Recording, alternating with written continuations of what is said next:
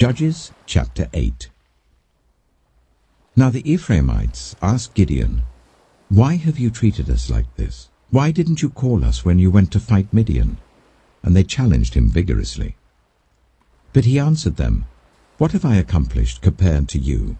Aren't the gleanings of Ephraim's grapes better than the full grape harvest of Abiezer? God gave Oreb and Zeeb, the Midianite leaders, into your hands. What was I able to do compared to you?" At this, their resentment against him subsided. Gideon and his 300 men, exhausted yet keeping up the pursuit, came to the Jordan and crossed it. He said to the men of Succoth, "Give my troops some bread. They are worn out, and I am still pursuing Zebah and Zalmunna, the kings of Midian." But the officials of Succoth said, "Do you already have the hands of Zebah and Zalmunna in your possession? Why should we give bread to your troops?" Then Gideon replied, "Just for that, when the Lord has given Zebah and Zalmunna into my hand, I will tear your flesh with desert thorns and briars." From there he went up to Peniel, and made the same request of them. But they answered as the men of Succoth had. So he said to the men of Peniel, "When I return in triumph, I will tear down this tower." Now Zebah and Zalmunna were in Karkor with a force of about 15,000 men, all that were left of the armies of the eastern peoples. 120,000 swordsmen had fallen. Gideon went up by the route of the nomads east of Nobah and Jogbehah, and attacked the unsuspecting army. Zebah and Zalmunna, the 2 kings of Midian, fled, but he pursued them and captured them, routing their entire army. Gideon, son of Joash, then returned from the battle by the pass of Heres. He caught a young man of Succoth and questioned him, and the young man wrote down for him the names of the 77 officials of Succoth, the elders of the town. Then Gideon came and said to the men of Succoth, "Here are Zebah and Zalmunna, about whom you taunted me by saying, 'Do you already have the hands of Zebah and Zalmunna in your possession? Why should we give bread to your exhausted men?'"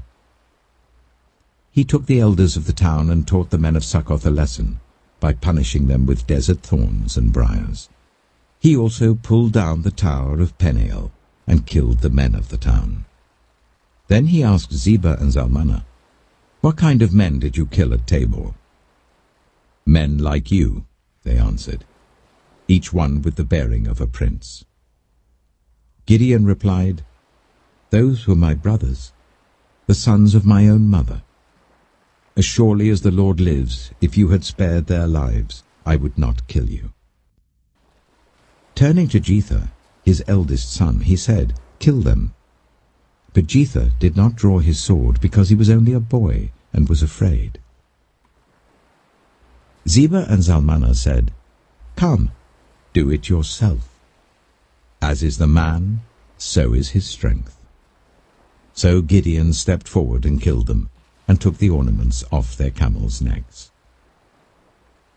The Israelites said to Gideon, "Rule over us, you, your son, and your grandson, because you have saved us from the hand of Midian."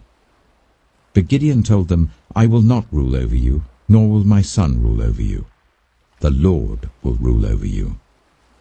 And he said, "I do have one request, that each of you give me an earring from your share of the plunder."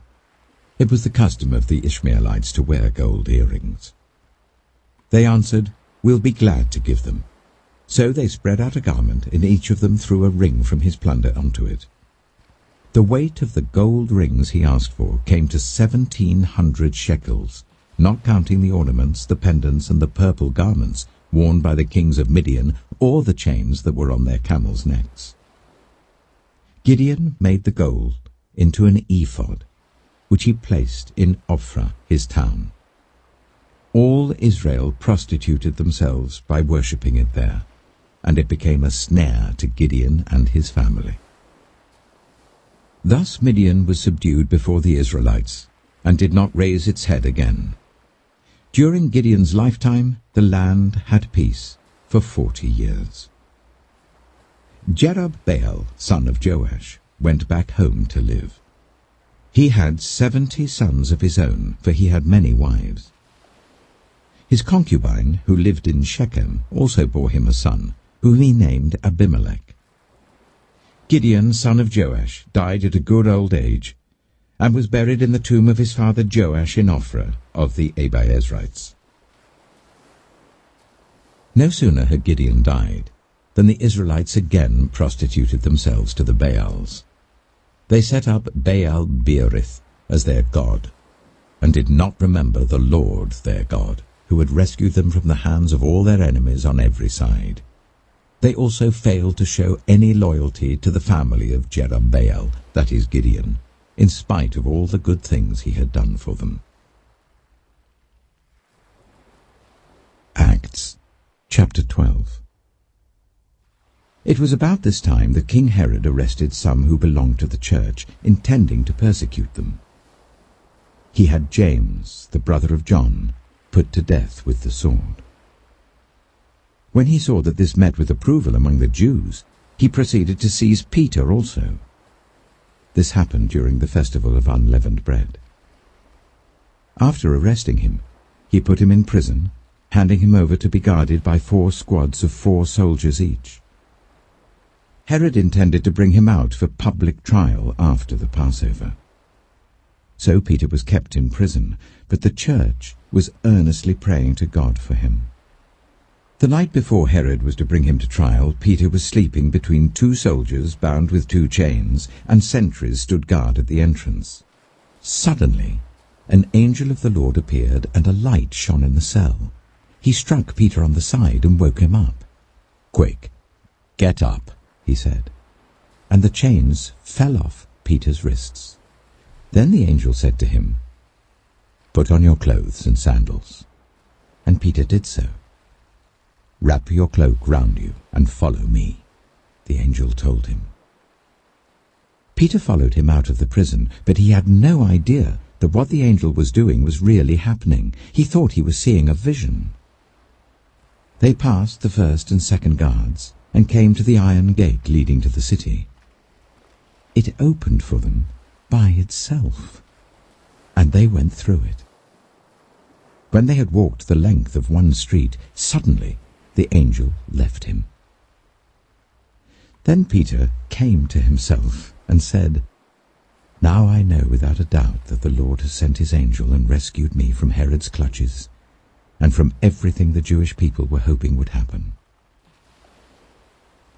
When this had dawned on him, he went to the house of Mary, the mother of John, also called Mark, where many people had gathered and were praying. Peter knocked at the outer entrance, and a servant named Rhoda came to answer the door. When she recognized Peter's voice, she was so overjoyed. She ran back without opening it and exclaimed, "Peter is at the door." "Oh, you're out of your mind," they told her. And when she kept insisting that it was so, they said, "It must be his angel." But Peter kept on knocking, and when they opened the door and saw him, they were astonished.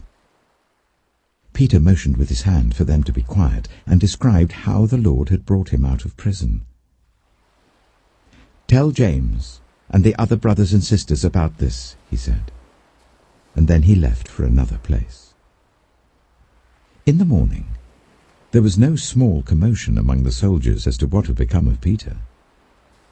After Herod had a thorough search made for him and didn't find him, he cross-examined the guards and ordered that they be executed.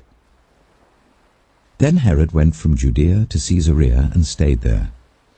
He had been quarreling with the people of Tyre and Sidon. They now joined together and sought an audience with him.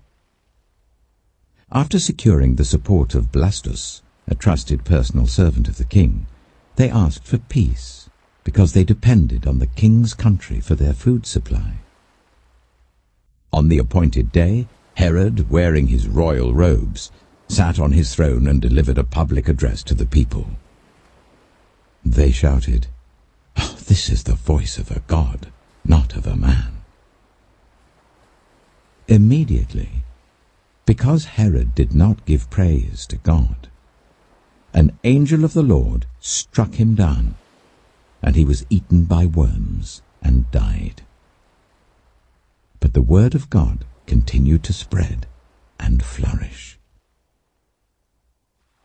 When Barnabas and Saul had finished their mission, they returned from Jerusalem, taking with them John, also called Mark.